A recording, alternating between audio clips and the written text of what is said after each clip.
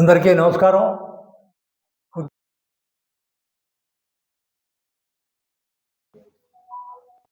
Telugu Desam party కార్యకర్తలకు, Telugu Desam party కార్యకర్తలకి, నాయకులందరూ కూడా నమస్కారాలు తెలియజేసుకుంటాను.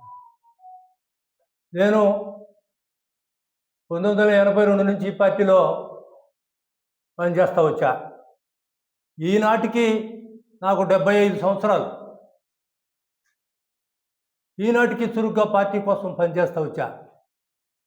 ఈ రాష్ట్రం, ఈ గ్రామాలు భవిష్యత్తు నాశనం అయిపోతాయని మేమందరం దాంట్లో గట్టిగా నిలబడి మా ఊర్లో పనిచేస్తే తెలుగుదేశం పార్టీ కొరకు, ఈనాటి ఎమ్మెల్యే కావ్య కృష్ణారెడ్డి కొరకు కష్టపడి పనిచేశా. నేను నా జీవితంలో రాజకీయంగా ఎవరిని చేతులు దాచి ₹1 డబ్బులు నేను అడిగారు. ఇది భగవంతుడు సాక్షిగా చెప్తుండా, మా ఇంటి మీద ఉండే మహాలక్ష్మి సాక్షిగా నేనుగా ₹1 అడిగి ఎరగను నా జీవితంలో. ఇదే కావ్య కృష్ణారెడ్డి గారు ఈ మధ్య కాలంలో నేను 50 లక్షలు ఒక చేత ఆయన అడిగించినట్టు, నేను అప్పులు కట్టుకోవాలా, నాకు డబ్బులు ఇప్పిమని చెప్పి బొట్లకుంట హరిబాబు అని ఆయన చేత నేను అడిగించినట్టు పోయిన వాళ్ళందరికీ చెప్పడం జరుగుతుంది. మొన్న కొంతమంది పోతే వాళ్ళ ముందు నన్ను ఇట్లే మాట్లాడి ఈ 50 లక్షలు అడిగేదానికన్నా ముందు 7 లక్షలు నా కాడ తీసుకున్నాడని చెప్పడం జరిగింది. వాళ్ళకి నాకు ఇచ్చింది 1.5 లక్ష. ఎప్పుడు ఆయన క్యాంపింగ్ ఫస్ట్ చేసి కృష్ణుడు బొమ్మ దగ్గరకు పోయేదానికి, ఆ ర్యాలీకి పోయేదానికి మా ఊరి నుంచి మనుషులు తీసుకురమ్మని రాజ్కుమార్ చౌదరి, ఆయన గుత్తికొండ కిషోర్ బాబు వాళ్ళు ఇద్దరు వచ్చి నా చేతికి ₹150,000 ఇచ్చారు. ఆ ₹150,000 మనుషులు తీసుకురమ్మని సుమారు ఒక 500 మందిని తోడు తెచ్చి 30 వాళ్ళు మోటార్ సైకిల్ కూడా ర్యాలీగా ముందు ఉండాలని చెప్పి నా చేతికి డబ్బులు ఇచ్చి వాళ్ళకి డబ్బులు ఇచ్చి తీసుకురమ్మన్నాను. ఆ రోజు ₹1,12,000 ఖర్చు అయింది.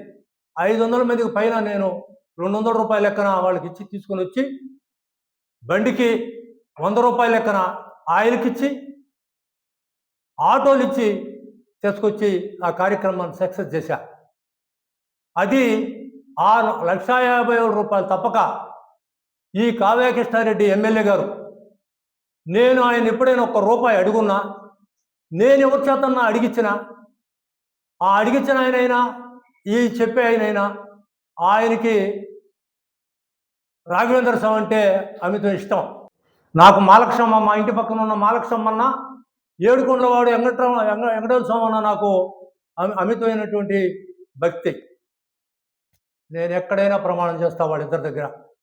నువ్వు కానీ నిన్ను వచ్చి నేను అడిగినట్టుగా చెప్తే ఆయనైనా సరే ప్రమాణం చేయాలని చెప్పి సందర్భంగా ఎమ్మెల్యే గారిని నేను కోరుకుంటా ఉన్నా. ఎందుకంటే నా జీవితమే నేను ఒకరిని ఆశించి రాజకీయాలు చేయలే.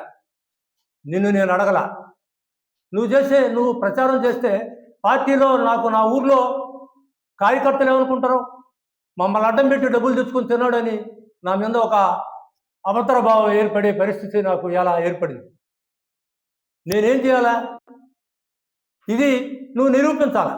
నేను నిన్ను అడిగినట్టు నేను అడిగానా, లేకపోతే ఎవరి చేత అడిగించానా, ఆయన వచ్చి చెప్పాలా. అప్పుడు ఇది వాస్తవం. నువ్వు నీకోసం, ఎలక్షన్ కోసం కష్టపడి పనిచేశా. కావలి 40 వార్డులకి మా 122, 120, 121, 122 బూతులు చెప్తున్నా. 128, 131, 132 5 బూతులకి నేను ఇన్ఛార్జి. ఒక బూత్ 128, 128లో 61 ఓటు వైసీపీకి మెజార్టీ వచ్చింది. మీ సామాజిక వర్గం ఉండేటువంటి బూత్ అది. 5 వార్డులు, 5 బూతుల్లో 625 ఓట్లు కావలి వార్డుల కల్లా తీసుకొచ్చా. నేను కార్యకర్తలు పనిచేశా. చంద్రబాబు, ఈ రాష్ట్రం చంద్రబాబు అయితే బాగుంటుందని ప్రజలు అనుకున్నారు. కార్యకర్త చేసి ఈ మెజార్టీ రావడం జరిగింది. నువ్వు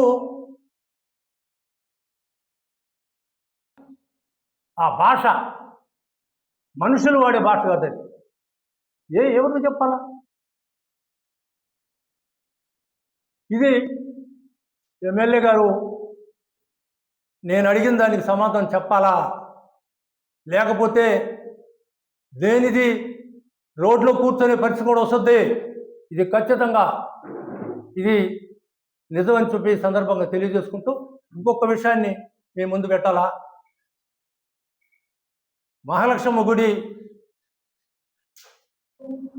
ఒక ఆయన వచ్చి నన్ను రమణయ్యని ఇంటూ రమణయ్యని బయలుదేరి అబ్బాయి, ఆయనకి భక్తి, మహాలక్ష్మ గుడి పునర్నిర్మాణం చేద్దాం అనేటువంటి ఉద్దేశం ఆయన చెప్పాడు. అయ్యా రాజకీయాలు నేను వస్తే ఇబ్బంది వస్తుందని చెప్పా. ఆయన ఏం చెప్పాడు, అన్న రాజకీయాలకు అతీతంగా మన గుడి నిర్మాణం చేద్దామని చెప్పి నా కాటికి వచ్చాడు. సరే నిర్ణయించుకొని నేను ఎండోమెంట్ ఆఫీస్ పోయి అడిగితే వాళ్ళు 10/2/2026 లోపల 10వ తేదీ లోపల కనుక మీరు డబ్బులు కడితే ₹1,00,00,000 33%, 33% నువ్వు కనుక కడితే నేను శాంక్షన్ చేపిస్తాం. అది మంత్రి గారు ఈ నెలాఖరులో మీటింగ్ పెడతాడు, ఆ మీటింగ్లో శాంక్షన్ అవుతుందని చెప్పడం జరిగింది ఆయన. సరే మంచి వ్యవసాయం లేవు, ఎవరో డబ్బులు పోయి అడిగితే ఇచ్చే పరిస్థితి లేదు. సరే ఒక ఇద్దరు ముగ్గురు సందర్భ పనులు ఇచ్చారు. కొంతమంది నేను 30 లక్షల రూపాయి వడ్డీకి బ్యాంక్కి వడ్డీ ఇస్తానని తీసుకుపోయి 10వ తేదీ లోపల ₹33,34,000 ₹35,000 ఎండోమెంట్ ఈవో పేరుతో డబ్బులు కట్టి రామనారాయణ రెడ్డి కాడికి పోయి రామనారాయణ రెడ్డి అది చూసిన తర్వాత రేపు మీటింగ్ ఉంది, నేను ఆ మీటింగ్లో శాంక్షన్ చేపిస్తానని చెప్పాడు. ఆయన దగ్గరికి 5 సార్లు పోయా. ఆ గుడికి ఈవో లేడు. ఆయన అడిగాయా ఈవో కావాలంటే పిలిచి చెప్పి ఈవో ఇప్పించాడు, శాంక్షన్ చేయించాడు. తర్వాత టెండర్ వేయాలని పిలిచి టెండర్ ప్రక్రియ కూడా అయిపోయింది. టెండర్ వేయాలంటే నీకు ఇష్టమైన మనిషిని పెట్టుకొని నేను చెప్తాను అని చెప్పి కమిషనర్కి నేను చెప్తే మా సొంత మనిషి మాకు కావాలని ఒక టెండర్ పిలుచుకున్నాం. టెండర్ ప్రక్రియ అయిపోయింది. దీనికి పాత గుడి కాబట్టి పగలగొడితే పంచనామా అని చేస్తారంట. ఏమారో పోలీస్ పర్మిషన్ తీసుకోవాలా, వాళ్ళ సమక్షంలో అది పగలగొట్టాలని 5వ తేదీ ఈ నెలలో 5వ తేదీ బాలాలయం అని కట్టి, బాలాలయం కట్టిన తర్వాత 17వ తేదీ అమ్మవారిని కళలు తీసిదా అక్కడ పెట్టాలా. అయిపోయిన తర్వాత 23వ తేదీ శంకుస్థాపన కూడా మీకు ఇచ్చిన పాంప్లెట్లో ఉంది. 23వ తేదీ శంకుస్థాపన అని చెప్పి మేము నిర్ణయించుకొని అంతా ప్రక్రియ గవర్నమెంట్ చేయాల్సిన ప్రక్రియ అంతా అయిపోయింది. సరే నేను ఎమ్మెల్యే దగ్గరికి నా సహచరుడు రమణయ్య మా ఊరి నుంచి కొంత 10 మంది పిల్లకాయల్ని ఈ పాంప్లెట్ ఇచ్చి ఆయన పోయి పిలవండాయా రేపు బాలాలయం కట్టేదానికి గుడి శంకుస్థాపనకి పిలిచిరమ్మన్నా. అది చాలవాళ్ళు ఇస్తే నేను వేసుకోవటం లేదయ్యా అని చెప్పాడంట. సరే ఆయన ఇష్టం, అది పాంప్లెట్ ఇస్తే పాంప్లెట్ తీసుకుని నా పేరు లేదు, వాళ్ళని ఎట్టంటే మాట్లాడి నేను ₹1,00,00,000 నేను శాంక్షన్ చేపిస్తే నా పేరు లేదు, నాకు అవసరం లేదు, నేను రానని చెప్పి పాంప్లెట్ తిరిగి ఇవ్వటం జరిగింది. సరే ఇచ్చాడు, ఏం చేయాలరా నాయన, ఎవరు రారే ఎట్లా చేయాలని నేను సందిగ్ధం పడి మరుస రోజు ఆలోచించేటప్పుడు ఆయన సామాజిక వర్గాన్ని సంబంధించినటువంటి మొత్తాన్ని పిలిపించుకున్నాడు. మొత్తం వైసీపీ, నేను చెప్తున్న ఎన్టీఆర్ బొమ్మ తీసేసినటువంటి ముద్దాయిలు, తర్వాత ఎలక్షన్లో కొట్లాడినటువంటి వాళ్ళు అందరినీ ఆయన ఇంటికి పిలిపించుకొని వాళ్ళ చేత అబ్జెక్షన్ పెట్టి నా పేరు ఉండకూడదు, ఈ కమిటీలో ఆయన ఉండకూడదు అని చెప్పి కొత్త కమిటీని వేయాలని వాళ్ళు నిర్ణయించుకొని ఆయన అసిస్టెంట్ కమిషనర్కి ఫోన్ చేసడం జరిగింది. ఇది ఏమంటారు దాన్ని, స్విచ్ అది సెల్లు ఓపెన్ చేసి వినిపించాడు అందరికీ, వాళ్ళందరికీ వచ్చినటువంటి సామాజిక వర్గాన్ని అందరికీ. ఆయన చేయకూడదు, వాళ్ళంతా పూర్తి అయిందంటే నేను చెప్పినట్టు చేవే అని చెప్పి అతను బెదిరించడం జరిగింది ఆ కమిషనర్ని.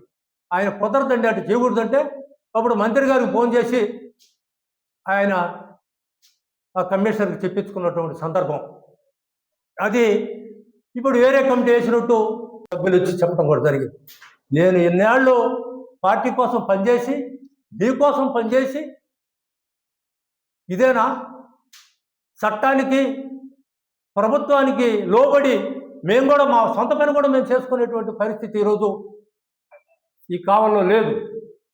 మరి ఎందుకయ్యా ఇంత మరీ ఈ అన్యాయం ఏంటంటే కొంతమంది మీద కసిగట్టి దాంట్లో నేను ఒకడిని.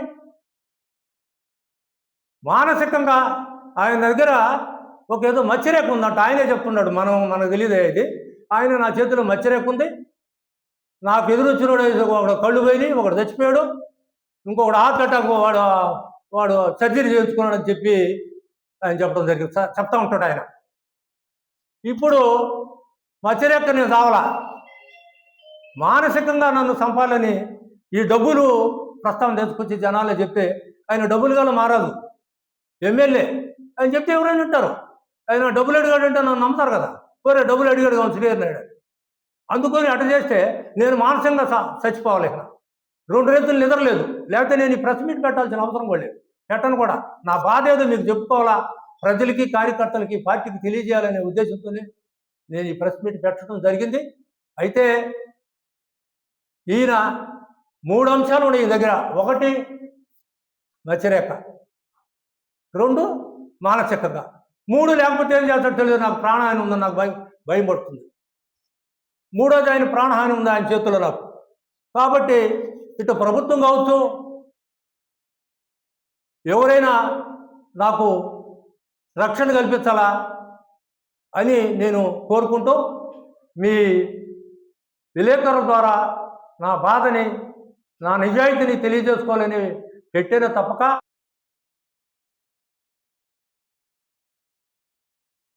మమ్మల్ని అర్థం పెట్టుకున్నానని అంటారని నేను నిజాయితీ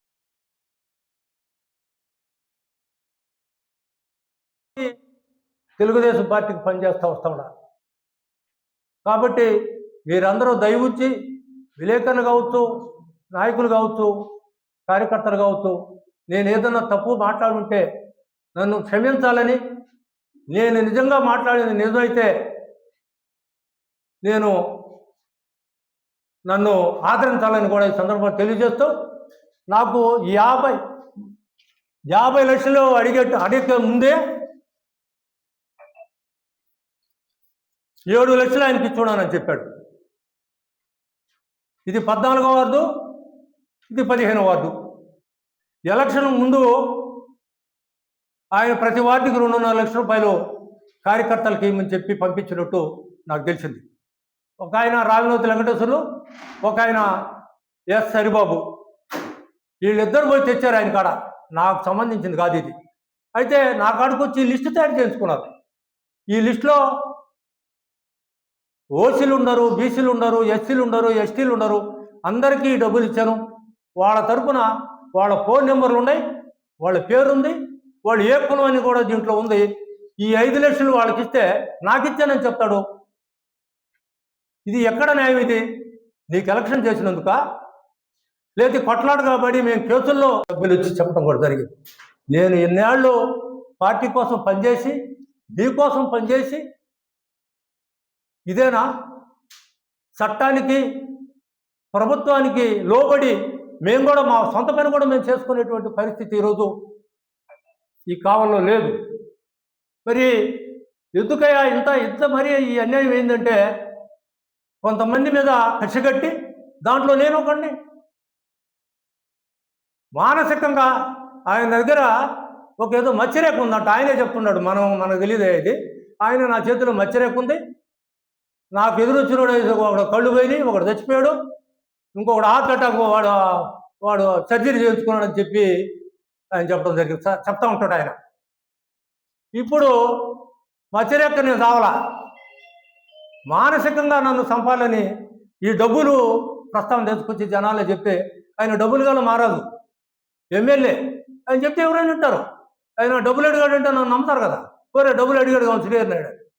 అందుకొని అటు చేస్తే నేను మానసికంగా చచ్చిపోవాలి. ఇక్కడ 2 రైతులు నిద్రలేదు, లేకపోతే నేను ఈ ప్రెస్ మీట్ పెట్టాల్సిన అవసరం కూడా లేదు, పెట్టను కూడా.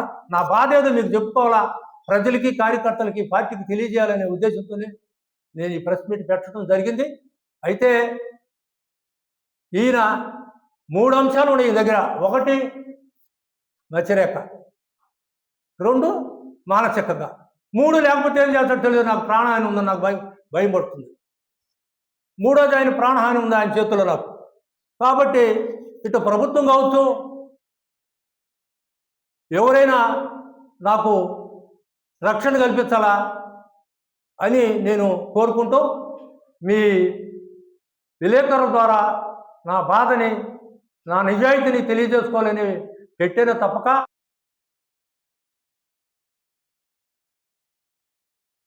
మమ్మల్ని అర్థం పెట్టుకున్నానని అంటారని నేను నిజం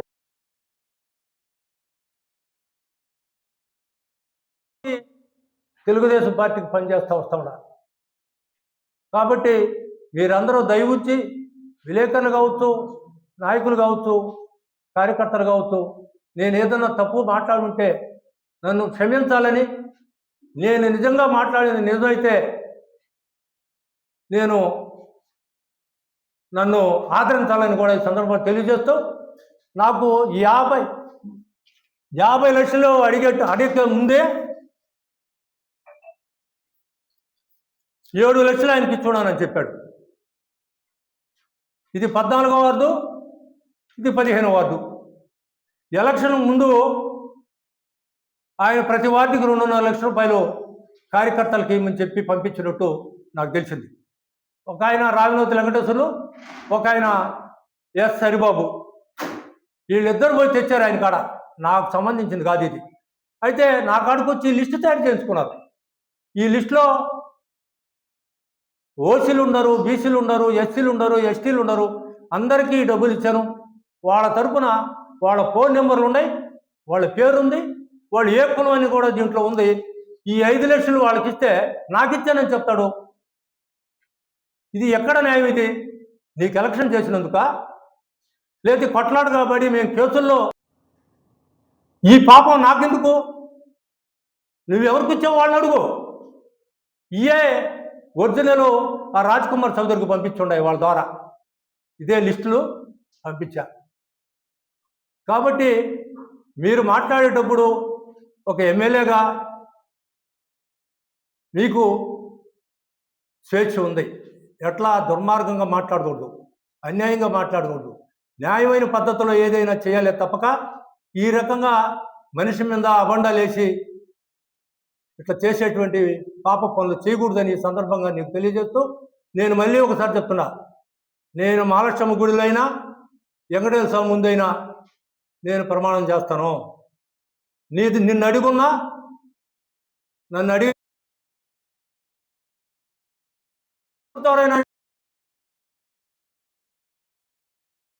నేనుగా మిమ్మల్ని ₹1 డబ్బులు నాకు ఇవ్వలేదు, నేను అడగలేదు.